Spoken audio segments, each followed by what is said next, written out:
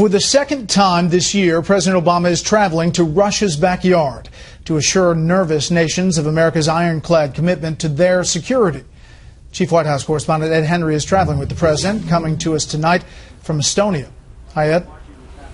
Good evening, Bret. A quick stop here on the way to a NATO summit where leaders are expected to endorse a rapid response team of 4,000 troops in Eastern Europe that would deal with Russian aggression. Well, Russian officials responded today, firing back. They'll adjust their own military strategy amid fears in this region that this war of words could quickly become an actual hot war.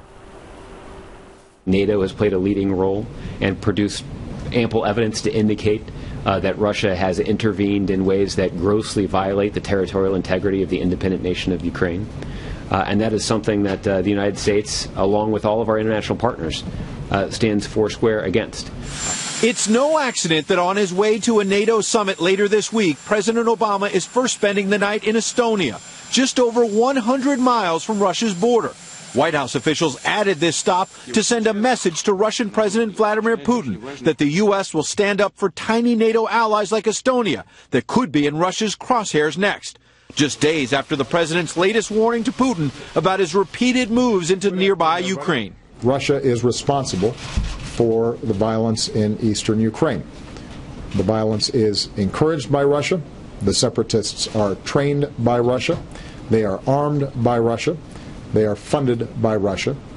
President Putin and Russia have repeatedly passed by potential off-ramps to resolve this diplomatically.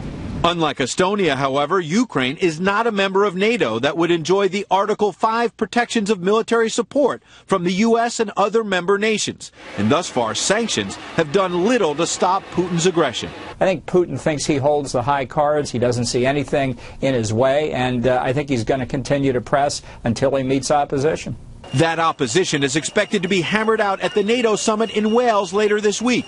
Putin will not be there since Russia is not a member of NATO. There's been little diplomatic progress since his last face-to-face meeting in June with Mr. Obama in France on the sidelines of the festivities around the 70th anniversary of the D-Day invasion. There are now reports that Putin told the president of the European Commission in a phone call, "If I want, I could take Kiev in 2 weeks." Significant that Putin aides are downplaying the remark, but they are not denying it tonight. Bret? Ed Henry live early Wednesday morning in Estonia. Ed, thank you.